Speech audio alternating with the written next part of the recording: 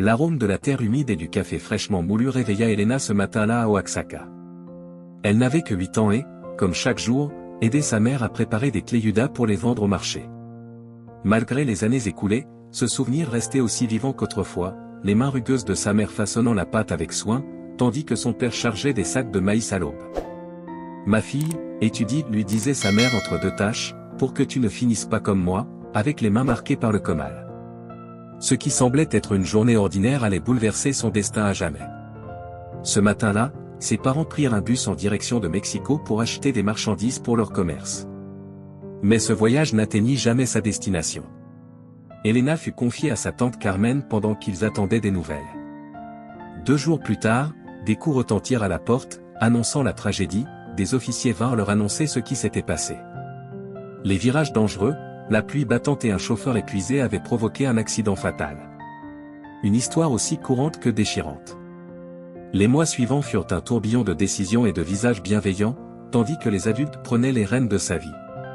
Sa tante Carmen, avec 5 enfants à nourrir et des ressources limitées, ne pouvait s'occuper d'elle. C'est ainsi que l'orphelinat Santo Domingo devint son nouveau foyer. C'est dans ce lieu qu'Elena rencontra Alberto Fernandez. Il était venu dans le cadre d'un programme d'aide destiné à l'orphelinat. C'était un homme grand, impeccablement vêtu, dont l'élégance contrastait avec la chaleur de son regard, témoignant de ses propres débuts modestes. « Que lis-tu » lui demanda-t-il en la trouvant seule dans la petite bibliothèque de l'orphelinat. « Un manuel de mathématiques du collège » répondit Elena sans quitter les pages des yeux. « Sœur Guadalupe dit que je suis trop jeune pour comprendre, mais je sais que je peux y arriver. » Intrigué, Alberto s'assit pour l'écouter. Pendant 1 heure, la fillette lui expliqua avec enthousiasme comment elle avait appris seule à résoudre des divisions complexes. Sa détermination le bouleversa profondément. Dès cet instant, les visites d'Alberto devinrent fréquentes. À chaque fois, il apportait de nouveaux livres, de mathématiques, de sciences, d'histoire, qu'Elena dévorait avidement. Mais un jour, il apporta autre chose, des documents d'adoption. Sa vie changea radicalement. Elle passa de dormir dans une chambre partagée avec d'autres filles à avoir une pièce rien qu'à elle dans une luxueuse résidence à La Joya. Elle troqua ses uniformes usés contre des vêtements de haute couture. De rêver de finir le collège, elle avait désormais un avenir assuré dans les meilleures universités. Cependant, Elena ne perdit jamais le lien avec ses racines. Elle conserva le nom de Ramirez en plus de Fernandez, que son nouveau père lui avait donné. Chaque année, elle retournait à l'orphelinat, apportant non seulement une aide matérielle, mais aussi de l'inspiration et de l'espoir à ceux qui, comme elle, avaient besoin d'un pont vers un avenir meilleur. « Si j'ai pu y arriver, vous le pouvez aussi, disait-elle aux enfants avec conviction. Pendant sa jeunesse, alors que ses camarades parlaient avec excitation de vacances en Europe et montraient leurs nouveaux sacs de créateurs, Elena passait ses étés à travailler dans les entreprises de son père. Elle apprit à connaître le métier depuis ses fondations, s'impliquant dans chaque détail. L'argent ne définit pas qui tu es, lui rappelait Alberto avec sagesse. Ce qui compte, c'est la manière dont tu utilises les opportunités qui s'offrent à toi. 15 ans après ce moment dans la bibliothèque de l'orphelinat, Elena s'apprêtait à relever le plus grand défi de sa vie. Elle ne voulait pas être reconnue uniquement comme la fille adoptive d'un milliardaire, elle voulait prouver qu'elle méritait l'opportunité qui lui avait été offerte. Décider de cacher son identité pour travailler dans la boutique n'avait pas été facile. Alberto, au départ, s'y opposa, inquiet de la manière dont elle serait traitée. Mais Elena insista. « Je dois le faire par moi-même, papa. Pour maman et papa, qui ont toujours rêvé que je fasse des études. Pour les enfants de l'orphelinat, pour leur montrer qu'ils peuvent aller loin. Et pour toi, pour te prouver que tu n'as pas fait d'erreur en me choisissant. » L'auditorium de l'Université de Californie à San Diego débordait d'émotion lors de la cérémonie de remise des diplômes. Elena ajusta sa toge, entourée de ses camarades, en attendant son tour. Depuis sa place, elle pouvait voir Alberto, assis au premier rang, le visage rayonnant de fierté. Elena Ramirez Fernandez, annonça le doyen, diplômé avec mention en gestion d'entreprise. En traversant la scène, Elena serra fermement le médaillon qui pendait à son cou, un petit objet qui était le seul souvenir tangible qu'elle conservait de sa mère biologique. À l'intérieur, une minuscule photographie de ses parents lui rappelait ses origines, la reliant à son passé tandis qu'elle avançait vers son avenir. Après la cérémonie, alors que ses camarades célébraient au champagne et planifiaient des voyages en Europe, Elena et Alberto se rendirent dans leur restaurant préféré du quartier Logan. Ce n'était pas un lieu luxueux, mais les enchiladas rouges lui rappelaient les saveurs de son enfance à Oaxaca. Tu as des offres des meilleures entreprises du pays, commenta Alberto en parcourant les lettres récemment reçues. Goldman Sachs, MC Kinsey, même LVMH à Paris. Elena remua son café au lait. Tu sais que je veux faire partie de l'entreprise familiale, papa. Bien sûr, sourit Alberto, mais en tant que vice-présidente exécutive, pas comme employé de base. Et c'est là le problème, répliqua Elena en posant sa tasse. Comment pourrais-je un jour diriger l'entreprise si je ne comprends pas son fonctionnement à la base? Je veux commencer tout en bas, comme tu l'as fait. Alberto s'appuya contre le dossier de sa chaise, observant attentivement sa fille. En elle, il voyait la même détermination qui l'avait conduit, des années plus tôt, à émigrer avec à peine quelques pesos en poche. La différence, c'est que je n'avais pas d'autre choix, répondit-il finalement. Toi, toutes les portes te sont ouvertes. C'est justement pour ça que je dois le faire de cette façon, insista Elena en sortant une demande d'emploi déjà remplie. Je veux entrer comme n'importe quel autre employé. Je n'utiliserai que le nom de ma mère, personne ne saura que je suis ta fille. Te rends-tu compte de ce que tu demandes? Ce ne sera pas facile. La vie ne l'est jamais, papa. Tu m'as appris cela. Alberto prit la demande et la lut attentivement. Elena Ramirez, sans mentionner le nom de Fernandez ni ses nombreux accomplissements académiques, sauf son diplôme universitaire. Elle avait conçu cette candidature pour qu'elle passe inaperçue, comme n'importe quelle autre. Patricia Wilson est une directrice remarquable en termes de résultats, prévint Alberto, mais elle est connue pour être stricte. C'est encore mieux, répondit Elena. Je veux apprendre des meilleurs, même s'ils sont exigeants. Alberto soupira, sortit son stylo et signa la demande. À une condition, dit-il.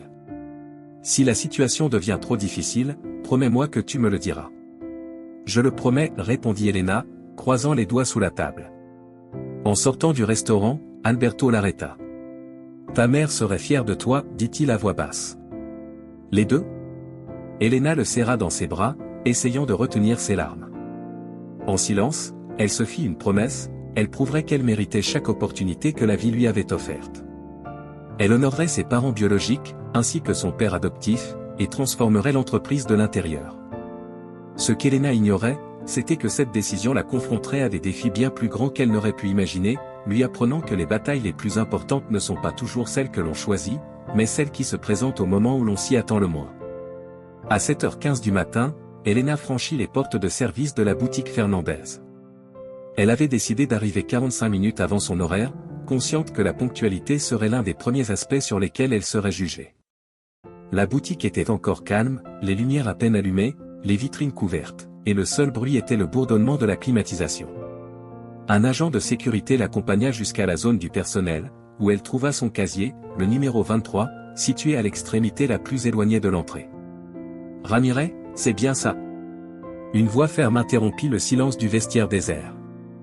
Ce n'était pas une question, mais une affirmation teintée de jugement. Vous êtes en avance. Bonjour, mademoiselle Wilson, répondit Elena en se tournant pour faire face à sa nouvelle superviseure. Patricia, impeccablement vêtue d'un tailleur gris perle, la regardait avec une expression mêlant méfiance et analyse. Votre uniforme est dans le casier, tout en noir, comme le prévoit le règlement. Le maquillage doit être discret, et ce collier, elle désigna le médaillon d'Elena, il n'est pas autorisé selon le code vestimentaire. Elena effleura du bout des doigts le médaillon qui pendait à son cou, un objet chargé d'histoire familiale. C'est un souvenir de ma mère. Cela n'a pas d'importance, la coupa Patricia d'un ton ferme. Les règles sont claires, il doit rester dans votre casier. La gorge nouée et les mains tremblantes, Elena obéit. C'était la première fois en 15 ans qu'elle rangeait cet objet de son plein gré. Cette matinée se déroula à un rythme effréné, consignes rapides, présentations brusques, et tâches interminables. Depuis l'entrepôt, elle observa les autres employés arriver, Mariana, qui travaillait dans la section chaussures et affichait une assurance typiquement vénézuélienne, Carlos, un Chilien chargé de l'inventaire, qui semblait évoluer avec une efficacité naturelle entre les rayonnages, et Sophie, la meilleure vendeuse d'origine française, qui ne lui accorda qu'un regard furtif. « Tu travailles aussi au nettoyage ?» demanda Sophie avec un accent marqué qui accentuait le mépris dans ses mots. « Je suis vendeuse, comme toi, répondit Elena, s'efforçant de rester calme. Vendeuse?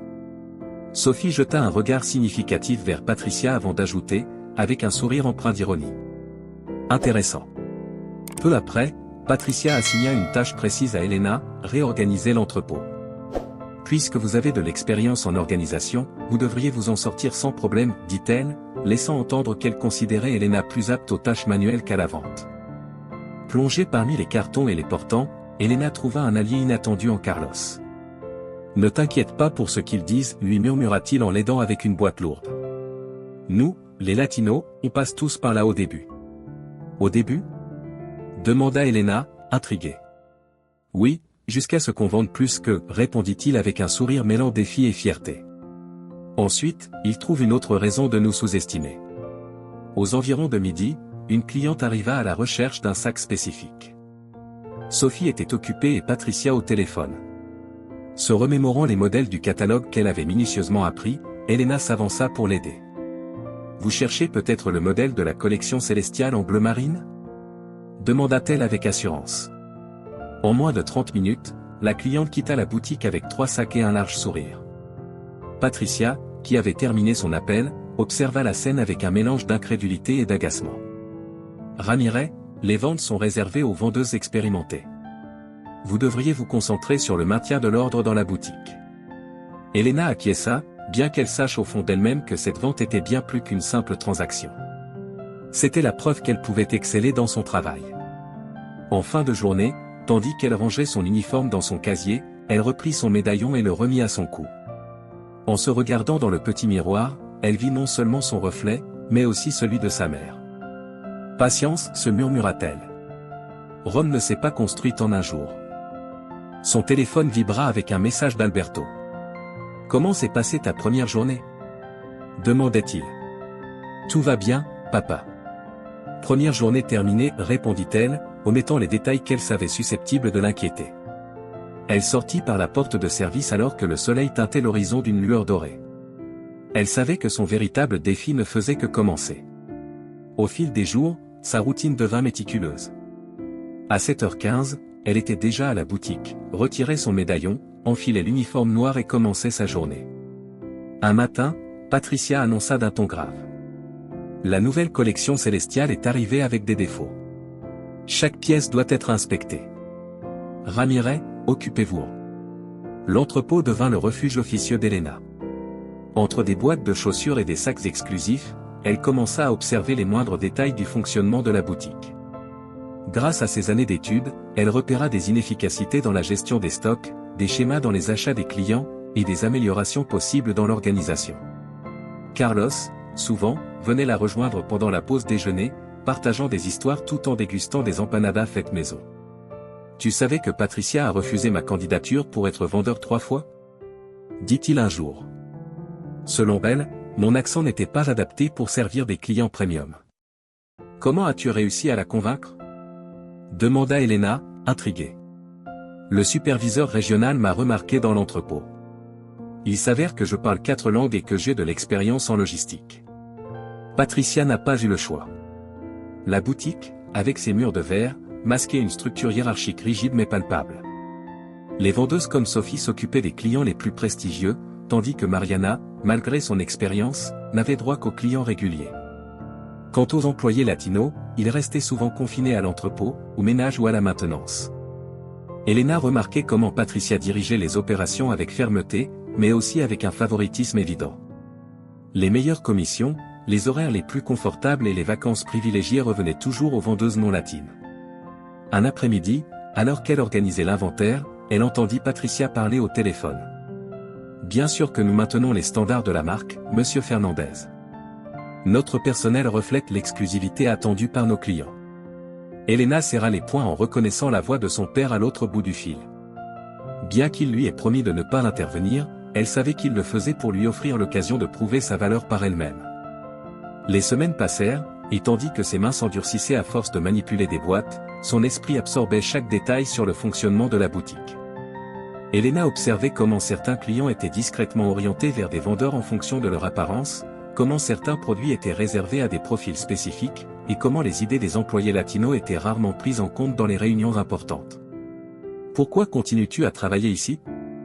lui demanda Mariana un jour, après que Patricia l'eut réprimandé pour avoir servi un client premium en l'absence de Sophie. « Tu as fait des études universitaires. Tu pourrais trouver bien mieux ailleurs. Parfois, la seule manière de changer les choses, c'est de le faire de l'intérieur, répondit Elena. Le soir, dans la tranquillité de son petit appartement, Elena rédigeait méticuleusement dans un journal numérique. Chaque incident, chaque commentaire discriminatoire, chaque politique injuste était documenté avec précision. Le véritable luxe, écrivit-elle une nuit, ne réside pas dans les produits que nous vendons, mais dans le respect que nous accordons aux personnes. Pendant ce temps, Alberto continuait de lui demander des nouvelles de son travail, et elle persistait à lui donner des réponses partielles. J'apprends beaucoup, papa. C'est fascinant de comprendre comment fonctionne la boutique. Ce qu'elle ne lui disait pas, c'est qu'elle en apprenait davantage sur la nature humaine que sur les stratégies commerciales, et que chaque jour passé dans l'ombre la rapprochait du moment où la vérité devrait éclater au grand jour.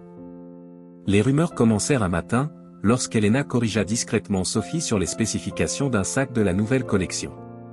C'est du cuir d'agneau, pas de chèvre, mentionna-t-elle à voix basse tandis que la cliente inspectait un autre modèle. Et celui-ci est en microfibre traitée, pas en soie. Sophie la regarda avec mépris. Et voilà que la fille de l'entrepôt se prend pour une experte en produits de luxe. La nouvelle se répandit rapidement, l'employée latina de l'entrepôt connaissait trop bien les articles vendus. Les regards devinrent plus froids, et les commentaires plus blessants.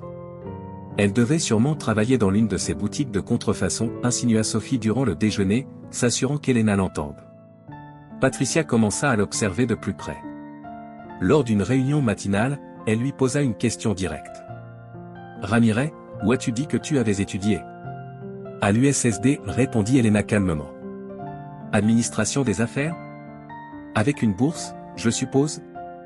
insista Patricia avec un sourire forcé. Oui, admit Elena, sans mentir. Elle savait que le fonds de bourse créé par son père avait couvert l'intégralité de ses études. Le soir, ses discussions avec Alberto devinrent des exercices de maîtrise de soi. Cette gérante semble intéressante, commenta-t-il, sondant la situation. Elle est très efficace, répondit Elena, réprimant ses véritables pensées. Les chiffres de la boutique le prouvent. Les chiffres ne font pas tout, ma fille. Je le sais, papa. Mais fais-moi confiance. À l'entrepôt, Elena poursuivait son travail d'analyse avec rigueur. Elle remarqua comment les CV des candidats latinos étaient écartés sans explication, comment les évaluations de performance signalaient des points à améliorer uniquement pour le personnel latino, quels que soient leurs résultats. Un jour, en réorganisant l'inventaire, Elena tomba sur un dossier oublié contenant d'anciennes évaluations. Patricia y avait noté des commentaires personnels tels que « accent très prononcé ». Ne reflète pas l'image de la marque. Convient mieux pour des tâches de soutien. Discrètement, Elena prit des photos des documents et les ajouta à son dossier croissant de preuves. Carlos, remarquant son inquiétude, tenta de la rassurer pendant une pause. Ils sont déstabilisés parce qu'ils n'arrivent pas à te mettre dans une case. Une latina éduquée, qui connaît mieux les produits qu'eux, ça chamboule toutes leurs idées préconçues. Ce n'est pas seulement pour moi, répondit Elena, c'est pour nous tous. Malgré les restrictions imposées par Patricia, les ventes d'Elena commencèrent à se démarquer. Les clients latinos, en particulier, appréciaient ses connaissances et le respect avec lequel elle les traitait. Mon travail consiste à servir tous les clients, répliqua-t-elle à Patricia, qui voulait la limiter uniquement aux acheteurs latinos. Le manuel de l'entreprise dit que le luxe ne fait pas de discrimination. L'ironie de citer un manuel rédigé par son propre père ne lui échappait pas. Le soir, elle écoutait les enregistrements audio qu'elle réalisait discrètement lors des réunions. Chaque commentaire discriminatoire, chaque politique injuste, chaque acte de préjugé était soigneusement consigné.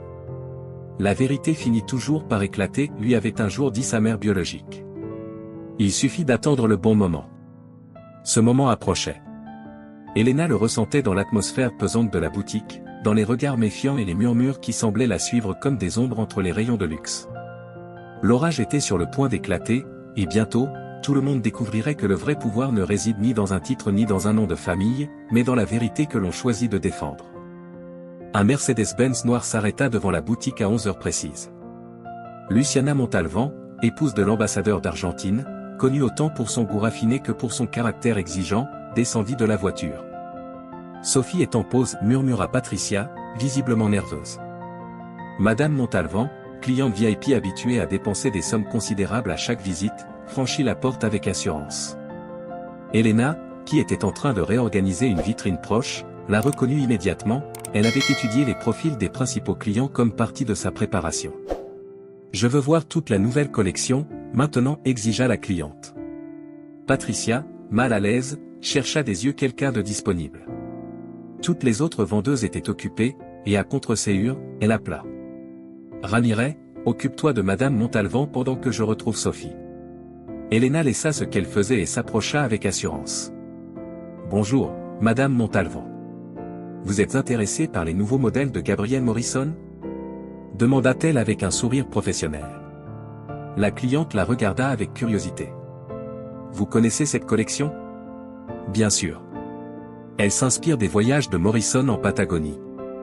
Les textures évoquent des paysages sauvages et les tons reflètent la palette naturelle du Sud. » Pendant plus d'une heure, Elena guida Madame Montalvan à travers la collection avec un savoir qui laissa Patricia, observant à distance, visiblement déconcertée. Elles discutèrent des matériaux, des processus de fabrication et des éditions limitées. Lorsque Sophie arriva enfin, la cliente avait déjà sélectionné des articles pour plus de 7000 $. « Voici ma carte, dit Madame Montalvan en tendant son American Express noire exclusive, et je veux que ce soit elle, désignant Elena, qui s'occupe personnellement de l'envoi à l'ambassade. » Patricia, pressée, tenta d'intervenir. « Sophie peut s'occuper de tout, Madame Montalvan. » « Non, répondit fermement la cliente. Je veux qu'elle s'en charge. C'est la première fois depuis longtemps que quelqu'un ici comprend vraiment ce que je recherche. » Lorsque Madame Montalvan quitta la boutique, l'ambiance était tendue. Sophie lançait des regards noirs à Elena, et Patricia l'appela immédiatement dans son bureau. « Comment sais-tu autant de choses sur cette collection ?» demanda-t-elle, mêlant soupçon et mépris. « Je lis des magazines spécialisés, je consulte des catalogues, répondit Elena calmement. Le personnel de l'entrepôt n'a pas accès à ces informations. Internet est une ressource gratuite, Mademoiselle Wilson. Patricia frappa son bureau avec impatience. Écoute-moi bien, Ramiret. Je ne sais pas ce que tu cherches, mais connaître les produits ne fait pas de toi quelqu'un d'aptitude à les vendre. Nous avons une image à maintenir, et nos clients s'attendent à un certain profil, qui, franchement, ne correspond pas à quelqu'un comme toi. Elena resta impassible, activant discrètement l'enregistreur de son téléphone. « Que voulez-vous dire par « quelqu'un comme moi » demanda-t-elle, la forçant à s'expliquer. Patricia se raidit.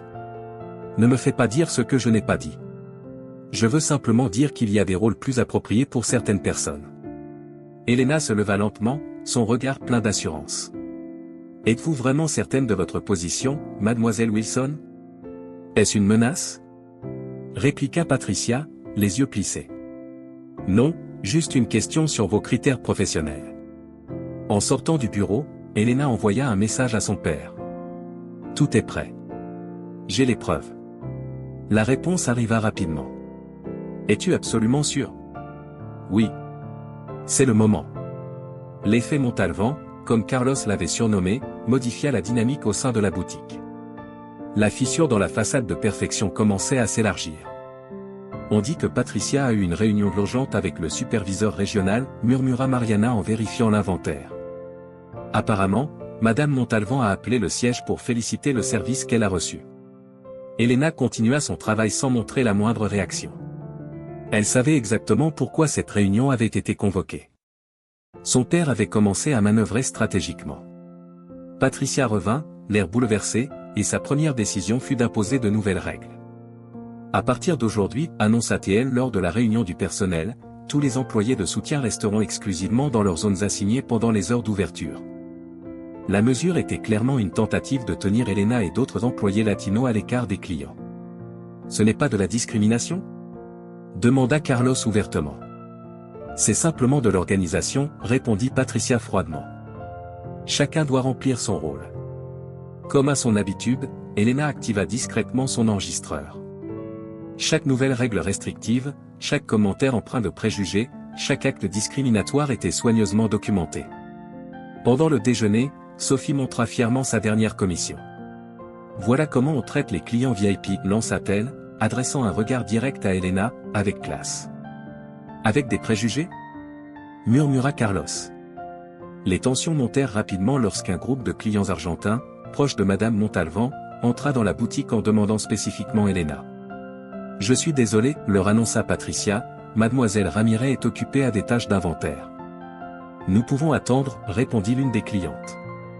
J'ai bien peur qu'elle soit occupée toute la journée. Les clients partirent sans effectuer le moindre achat. Ce soir-là, Elena reçut un courriel des ressources humaines du siège, lui demandant de se rendre à une réunion confidentielle la semaine suivante. Patricia l'observait depuis son bureau, esquissant un sourire crispé. Je te l'avais dit, murmura-t-elle alors qu'Elena passait près d'elle. Il y a des plaintes concernant tes performances. Elena acquiesça, sachant que les véritables accusations ne tarderaient pas à se retourner contre Patricia. Dans son appartement, cette nuit-là, Elena organisa soigneusement ses preuves, enregistrements audio, photographies de documents, courriels, et témoignages écrits d'autres employés qui avaient décidé de parler. Son téléphone vibra avec un message d'Alberto Segura. « Tu ne veux pas que j'intervienne maintenant ? » « Non, papa. Il est important que les choses suivent leur cours naturel. Le changement doit venir de l'intérieur. » Les fissures continuaient à s'élargir.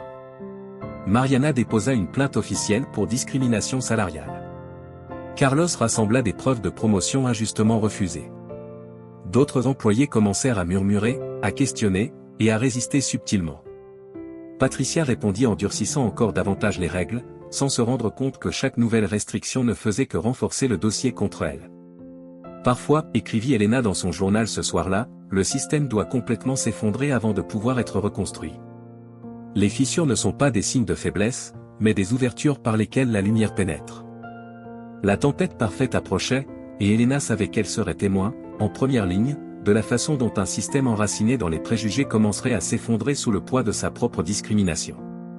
Au lever du jour de l'événement annuel, Luxury Weekend, le ciel brillait d'une clarté presque irréelle.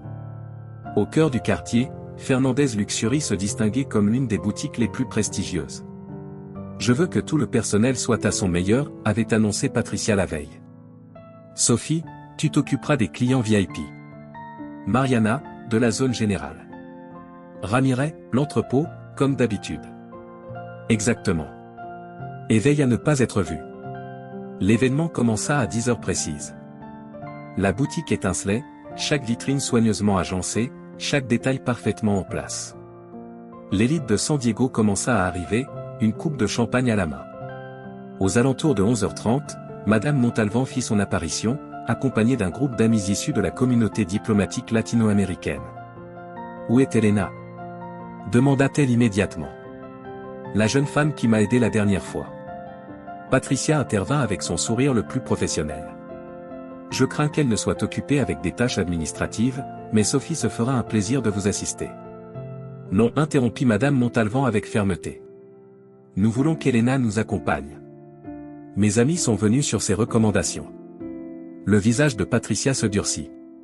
À travers l'interphone, elle appela Elena, qui sortit de l'entrepôt impeccablement présentée, malgré une matinée passée à déplacer des cartons. Elle salua le groupe avec naturel, alternant entre l'espagnol et l'anglais. Durant l'heure qui suivit, Elena offrit une véritable démonstration magistrale de service clientèle, elle parla des collections, des tendances et des histoires derrière les produits. Les clientes furent captivées. C'est fantastique d'avoir une experte latino dans le domaine du luxe. Commenta l'une des diplomates. C'est rafraîchissant d'être servi par quelqu'un qui comprend notre culture. Depuis un coin de la pièce, Patricia observait, les sourcils froncés. Lorsqu'Elena conclut une vente importante, la responsable ne put se contenir. « Ça suffit !»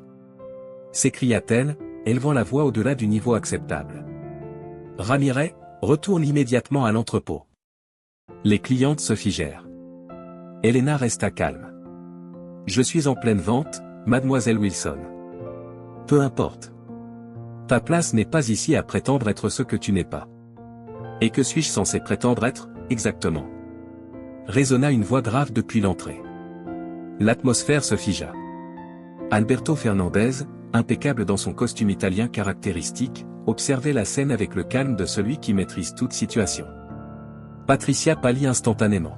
« Monsieur Fernandez, nous ne vous attendions pas si tôt. » « Évidemment, répondit-il d'un ton ferme mais serein.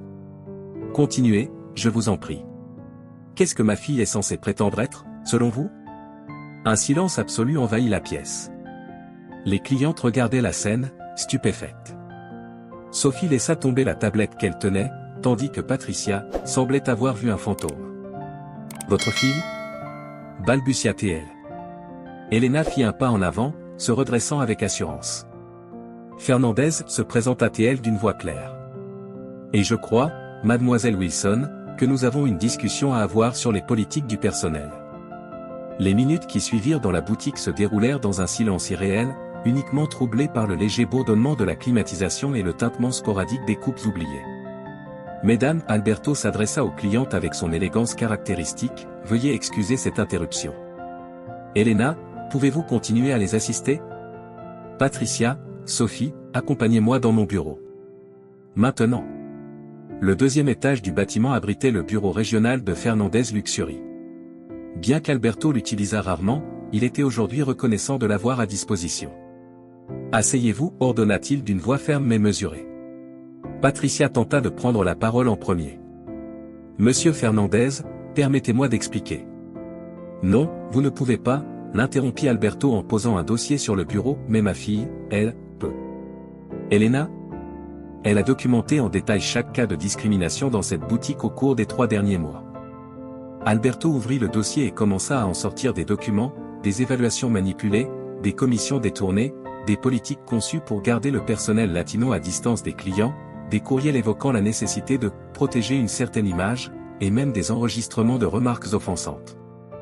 Sophie devint livide, tandis que Patricia, bien qu'essayant de garder son calme, ne pouvait dissimuler le léger tremblement de ses mains. Monsieur Fernandez, tout cela a une explication raisonnable. Il s'agit des standards de la marque. Les standards de la marque ? Rétorqua Alberto en se levant lentement. J'ai construit cette marque.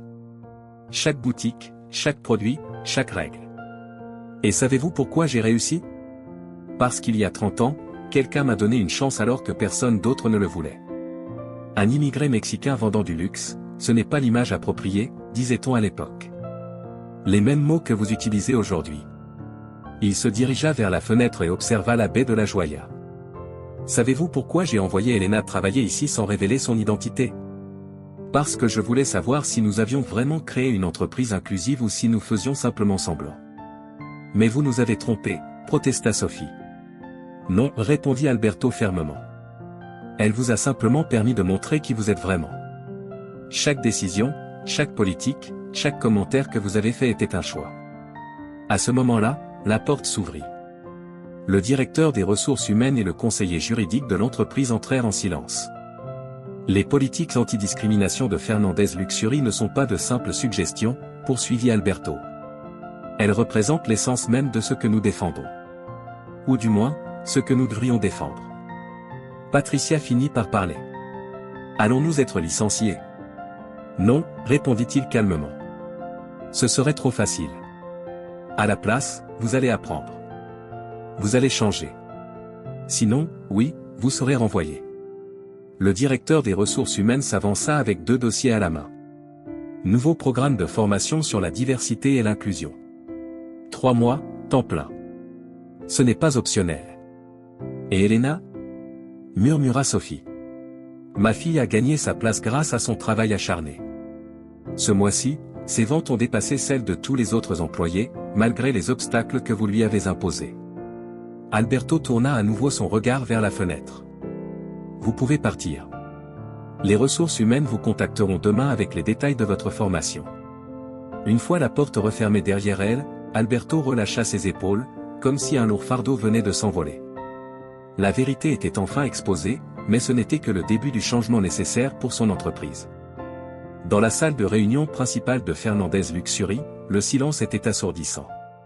Elena occupait la tête de la table, une position qu'elle aurait jugée inaccessible il n'y a pas si longtemps. Racontez-nous tout, demanda Maria Torres, la nouvelle directrice de la diversité et de l'inclusion, engagée spécialement après l'incident. Sans rien omettre. Elena alluma son ordinateur portable et projeta une présentation soigneusement préparée. Les cadres présents montraient une expression mêlant attente et inquiétude. Pendant 3 mois, commença Elena d'une voix assurée, j'ai documenté chaque cas de discrimination dans notre boutique principale. Ce que j'ai découvert n'est pas un problème isolé, c'est un schéma systémique. Les diapositives commencèrent à défiler, des graphiques montrant des biais dans les recrutements, des statistiques salariales révélant des disparités importantes, des témoignages anonymes d'employés de différentes succursales. Dans l'équipe de vente, poursuivit-elle, seulement 12% des vendeurs sont latinos, alors que, dans ces régions, la population latino-américaine dépasse 35%. Dans les postes de direction, ce pourcentage tombe à 3%. Carlos, désormais superviseur des opérations, acquiesça en silence depuis son siège. Et ce n'est pas par manque de candidats qualifiés. Exactement, confirma Elena. J'ai trouvé des dizaines de CV de professionnels latinos hautement qualifiés qui ont été rejetés parce qu'ils ne correspondaient pas à l'image de la marque. Au fond de la salle, Alberto écoutait sa fille avec une fierté mêlée de tristesse. Elle révélait des vérités qu'il n'avait pas vues ou avait choisi d'ignorer pendant des années. Mais ce n'est pas tout, ajouta Elena en passant à la diapositive suivante. Nos clients latinos représentent 27% de nos ventes totales, alors même que nous n'avons presque aucun personnel qui parle leur langue ou comprenne leur culture. Pendant 1 heure, la présentation continua. Elena analysa en détail les lacunes des politiques, les pratiques discriminatoires déguisées et les opportunités commerciales perdues. Je ne suis pas ici pour pointer du doigt, conclut-elle. Je suis ici pour proposer des solutions.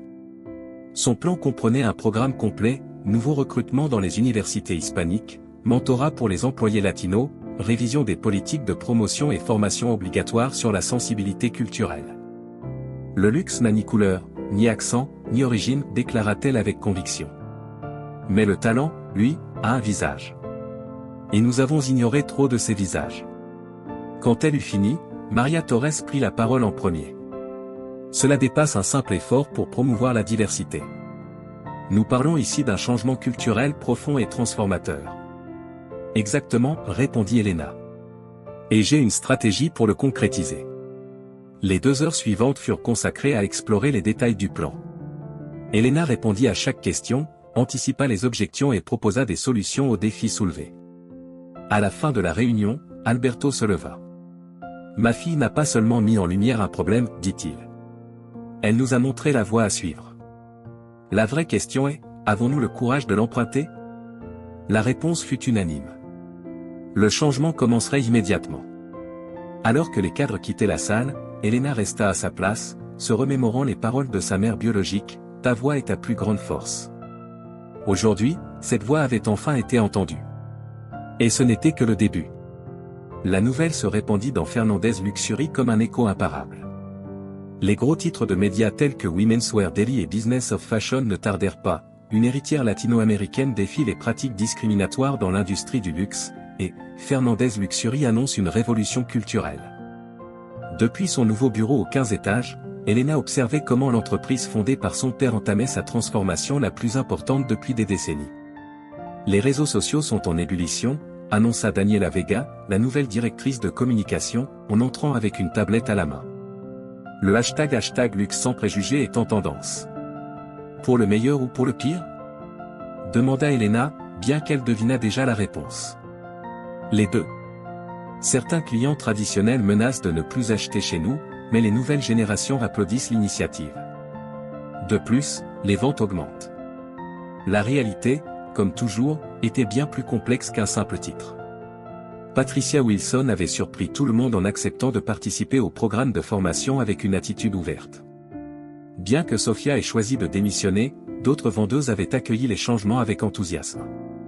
Mademoiselle Fernandez interrompit son assistante, « Madame Montalban est ici. » Luana entra avec l'élégance qui la caractérisait. « Ma chère Elena, dit-elle avec un sourire, ou devrais-je dire, Mademoiselle Fernandez. » Elena suffira, répondit-elle en se levant pour la saluer. « Je suis venue te féliciter en personne. Ce que tu as fait était essentiel. » Le monde du luxe avait besoin de ce tournant. La conversation fut interrompue par Alberto, qui entra avec une expression grave. L'association des détaillants de luxe demande une réunion urgente. Ils sont préoccupés. Laisse-les faire, intervint Luana avant qu'Elena ne puisse répondre. Ce qui les inquiète, c'est que d'autres employés latino-américains suivent ton exemple et que d'autres vérités cachées émergent au grand jour. Elena hocha la tête, consciente de l'ampleur de ce qu'elle avait initié. Sa décision avait déclenché un effet domino qui toucherait toute l'industrie. « Tu as vu les chiffres de cette semaine ?» demanda Alberto, changeant de sujet. « Oui, je les ai examinés, répondit Elena. Les ventes dans les boutiques aux équipes plus diversifiées ont augmenté de 23%, ajouta Daniela. Et les candidatures ont triplé, notamment de la part de candidats hautement qualifiés. Le téléphone d'Elena vibra. C'était un autre message de Carlos, les progrès dans la boutique de la Joya étaient flagrants. Patricia, à la surprise générale, était devenue une fervente défenseur du changement, partageant ouvertement ses propres erreurs passées comme exemple de la transformation nécessaire. Sais-tu ce qui est le plus étonnant? Réfléchit Elena. Certains pensaient que ce changement nuirait à la marque, mais l'authenticité et l'inclusion sont le véritable luxe. Et aussi le meilleur investissement, ajouta Alberto en montrant les derniers rapports financiers. L'après-midi passa rapidement, tandis que les conséquences des changements continuaient d'émerger. Chaque heure apportait de nouveaux défis, opportunités et discussions essentielles.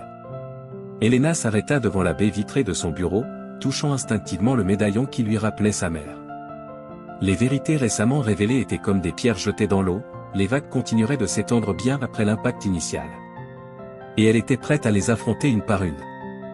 Bonjour à tous. Salua Elena en entrant dans la boutique de la Joya exactement un mois après cet événement qui avait tout changé. L'ambiance était complètement différente. Là où régnait autrefois une tension palpable, une atmosphère renouvelée dominait désormais. Mariana assistait une cliente VIP avec assurance, laissant derrière elle l'insécurité qui l'accompagnait autrefois. Carlos dirigeait une session de formation sur les nouveaux produits, alternant sans difficulté entre l'espagnol et l'anglais. Patricia Wilson, qui avait été l'une des plus farouches opposantes au changement, était désormais devenue sa plus ardente défenseur. Elena appela Patricia depuis son bureau. « As-tu une minute ?» Le bureau avait lui aussi été transformé. Les murs, autrefois dépourvus de personnalité, arboraient désormais des photos de l'équipe, y compris une du personnel au complet lors de la dernière célébration culturelle. « Voici les données du premier mois, » dit Patricia en lui tendant un rapport. « Je voulais que tu les examines en premier. » Elena parcourut les pages. Les chiffres étaient impressionnants, les ventes avaient augmenté de 32%, la satisfaction des clients atteignait des niveaux records, et l'absentéisme au travail avait chuté à son minimum. Tu sais ce qui est le plus fascinant? Réfléchit Patricia. Nous ne faisons pas que vendre davantage, nous le faisons d'une manière totalement différente. Ces changements vont bien au-delà des chiffres. Le programme de mentorat qu'Elena avait instauré produisait des résultats étonnants. Les employés expérimentés et les nouveaux arrivants échangeaient des connaissances, techniques de vente contre une compréhension culturelle approfondie.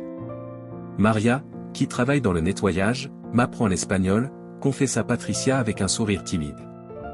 Et je viens de découvrir que son fils étudie à Yale.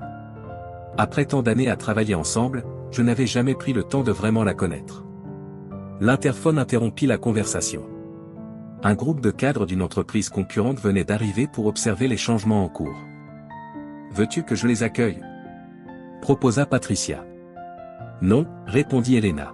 « Tu es la mieux placée pour leur expliquer cette transformation, personne ne peut le faire mieux que quelqu'un qui l'a vécu. » Pendant que Patricia accueillait les visiteurs, Elena parcourut la boutique.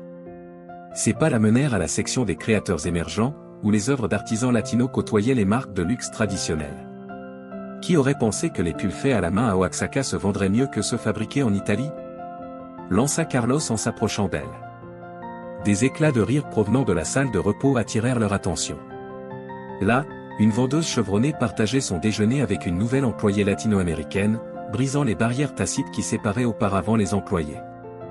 Le téléphone d'Elena vibra. C'était un message d'Alberto.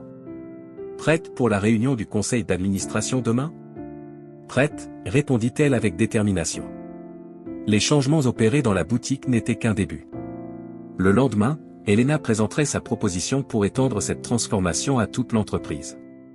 Le médaillon hérité de sa mère reposait fermement contre sa poitrine, lui rappelant ces paroles, « Le véritable changement commence dans le cœur et s'étend au monde entier. » En observant la boutique en pleine évolution, Elena comprit qu'il existe des transformations qu'on ne peut arrêter une fois qu'elles ont commencé. Tout comme l'aube commence par une lumière faible avant de céder la place au jour, ceci n'était que le début d'un nouveau chapitre pour Fernandez Luxury. Ce même matin, la salle de conférence du siège de Fernandez bouillonnait d'une énergie palpable. Des cadres de toutes les divisions s'étaient réunis pour le lancement officiel du programme « Luxe sans frontières ». Debout devant le pupitre, Elena prit une profonde inspiration avant de commencer. Il y a 3 mois, nous avons affronté une vérité inconfortable. Aujourd'hui, nous dévoilons une solution qui redéfinit tout. Les écrans s'allumèrent, détaillant le programme. Ce n'était pas seulement un effort pour promouvoir la diversité, mais une refonte complète de la manière dont Fernandez Luxury fonctionnerait à l'avenir. Premier pilier, des talents sans étiquette, expliqua Elena. Nous avons établi des partenariats avec des universités à travers toute l'Amérique latine. Notre programme de stage a triplé, avec un objectif clair, attirer des talents diversifiés. Maria Torres, directrice de l'inclusion, prit le micro pour compléter. Les résultats du programme pilote à la Joya sont incroyables. Le taux de rétention des employés a augmenté de 87% et la satisfaction au travail est à son plus haut niveau. Ensuite, Patricia Wilson, désormais responsable des formations, se leva pour parler du second pilier. Sa transformation personnelle était devenue un exemple vivant de l'impact de ces changements. La culture comme luxe, déclara-t-elle avec assurance. Chaque employé, quel que soit son rôle, participera à des immersions culturelles trimestrielles. Il ne suffit pas d'accepter la diversité, il faut l'embrasser, la comprendre et la célébrer. Les autres présentations incluaient un système renouvelé de mentorat croisé, une révision approfondie des politiques de promotion, et des programmes de leadership spécifiquement conçus pour soutenir les groupes sous-représentés. Depuis une visioconférence, Carlos, intervenant depuis la Joya, expliqua comment la boutique était devenue un modèle à suivre. Les clients ne viennent pas seulement pour les produits, ils recherchent une expérience authentique qui leur donne le sentiment de faire partie de quelque chose de plus grand. Les chiffres parlent d'eux-mêmes, ajouta le directeur financier. Les ventes à la Joya ont augmenté de façon constante, et la couverture médiatique positive nous a apporté une visibilité évaluée à des millions. Depuis son siège, Alberto regardait tout cela avec fierté, mais aussi avec une réflexion silencieuse. Voici, dit-il lorsque son tour arriva, le véritable héritage de Fernandez Luxury, pas seulement ce que nous vendons, mais les valeurs que nous défendons. La transformation allait bien au-delà de simples politiques. Elle se remarquait dans les détails, des conversations en plusieurs langues dans les couloirs, des menus variés dans la cafétéria, et des célébrations intégrant désormais des traditions de différentes cultures. Elena a terminé sa présentation en montrant une photo de l'équipe renouvelée de la Joya, un groupe diversifié, uni et rayonnant de sourires. Voici la nouvelle image du luxe, déclara-t-elle, une image qui incarne la véritable richesse de notre société. Ce fut suivi d'un flot de questions et de débats qui durèrent des heures. Chaque département cherchait à comprendre comment adopter les nouvelles pratiques, mesurer les progrès et maintenir l'élan. À la fin de la journée, tandis que les autres quittaient la salle de réunion, Elena resta devant les grandes fenêtres, contemplant la ville. Son téléphone n'arrêtait pas de sonner, félicitations, questions, demandes d'interview. Parmi ces messages, Patricia lui envoya une photo, l'ancien manuel des standards d'image remplacé par le nouveau code d'inclusion. Descendre des préjugés, écrivit-elle, n'est quelque chose d'extraordinaire. Elena toucha son médaillon, laissant ses pensées revenir à ses parents biologiques, à Alberto et à tous ceux qui avaient contribué à ce moment. Ce changement représentait bien plus qu'une simple stratégie d'entreprise, c'était une preuve vivante que, malgré les difficultés, le changement est toujours possible. Et ce n'était que le début. Quelques mois plus tard, la boutique Fernandez à la Joya organisa son premier festival des cultures. L'espace, vaste et vibrant, s'était transformé en un spectacle de diversité culturelle. Qui aurait imaginé, murmura Carlos à Elena, qu'un jour nous verrions Patricia Wilson apprendre à faire des tamales. En effet, l'ancienne directrice se trouvait dans la zone de préparation, manches retroussées, suivant les instructions de Maria, une employée de nettoyage dont le fils étudiait à Yale. Cette scène résumait parfaitement la nouvelle ère de Fernandez Luxury. Les liens les plus profonds, réfléchit Elena, sont ceux qui connectent les cœurs. La boutique avait été réorganisée pour l'événement. À côté des étagères de produits de luxe, des artisans locaux exposaient leurs œuvres. La collection « Héritage », conçue en collaboration avec de jeunes talents d'Amérique latine, occupait une place centrale. Mariana, désormais directrice adjointe, guidait un groupe d'observateurs venus d'autres marques de luxe pour étudier le modèle innovant de Fernandez. Nos revenus n'ont pas seulement augmenté, expliqua-t-elle, nous avons également attiré une clientèle plus fidèle et plus diversifiée. Madame Montalban, dont l'influence avait été cruciale dans ce changement, parcourait l'événement avec une satisfaction évidente. Voilà, déclara-t-elle devant un groupe de journalistes, le vrai luxe du XXIe siècle, authenticité, inclusion et respect. Depuis un coin discret, Elena observait la scène, laissant la lumière briller sur les autres. Son téléphone continuait de recevoir des notifications, invitations à des conférences, propositions de collaboration et demandes d'interview. L'histoire de la transformation de Fernandez Luxury était devenue un cas d'étude dans des universités prestigieuses. Tu sais ce qui est le plus marquant? Dit Patricia en s'approchant, les mains encore couvertes de pâte, ce n'est pas seulement que nous avons changé les politiques, nous avons changé les gens. Et moi, je me suis transformé. La métamorphose de Patricia était déjà une source d'inspiration. Elle consacrait désormais son temps à visiter les différentes succursales, partageant son expérience et aidant les autres à surmonter leurs propres préjugés. Le pont le plus difficile à construire, répondit Elena, est celui qui traverse nos propres peurs. Plus tard, Alberto arriva pour se joindre à l'événement, interagissant naturellement avec les employés et les clients. Il n'était plus seulement un entrepreneur prospère, mais un emblème du changement dans l'industrie du luxe. Ta mère serait fière de toi, murmura-t-il à Elena. Les deux le seraient. Le festival continua jusqu'à tard dans la nuit. Les clients les plus exclusifs partageaient des moments avec le personnel de nettoyage, les dirigeants goûtaient à des plats latinos faits maison, les employés expérimentés apprenaient de nouveaux mots en espagnol. Quand le dernier invité partit, l'équipe se rassembla pour une photo de groupe. Cette fois-ci, ce n'était pas une image posée ou artificielle, mais un portrait authentique, spontané et plein de joie. C'est ça, pensa Elena en regardant son équipe rire et plaisanter, le vrai pont que nous avons construit. Pas entre culture ou hiérarchie, mais entre personnes. Son médaillon brillait sous la lumière, témoin silencieux d'un chemin qui avait commencé dans un petit stand de Tleyuda à Oaxaca et abouti à la transformation d'une des marques de luxe les plus influentes du pays. Les fondations étaient posées, et sur elles, un avenir renouvelé commençait à émerger. Exactement un an après, Elena retourna à l'endroit où elle avait commencé comme simple employée d'entrepôt. Mais cette fois, tout était différent. Voici les résultats de la première année, annonça Daniela en lui tendant une tablette. Les chiffres dépassaient toutes les attentes, une augmentation des ventes de 45%, une réduction du turnover de 6%, et des niveaux de satisfaction client historiques. Mais l'essentiel ne résidait pas dans les chiffres, mais dans les changements visibles, Mariana dirigeant des réunions en 2 langues avec aisance, les nouveaux produits élaborés en collaboration avec des artisans locaux, et les photos de famille décorant l'espace auparavant austère de Patricia. Ton histoire a inspiré toute une industrie, commenta Alberto en l'accompagnant dans son parcours. Devant une vitrine, Elena observa la collection « Racines », célébrant l'union entre tradition et modernité à travers l'art latino-américain. « Sais-tu ce que tu m'as transmis de plus précieux, papa ?» demanda-t-elle en ajustant son médaillon. Ce n'était ni le nom ni l'entreprise, mais le courage de défendre ce qui est juste. La boutique commençait à s'animer. Le personnel arrivait, parlant espagnol, anglais ou s'efforçant d'apprendre de nouvelles expressions. La barrière invisible qui divisait autrefois l'espace avait complètement disparu. Patricia préparait son prochain atelier sur la transformation des préjugés en pont, un reflet de sa propre évolution. Et ce n'était que le début.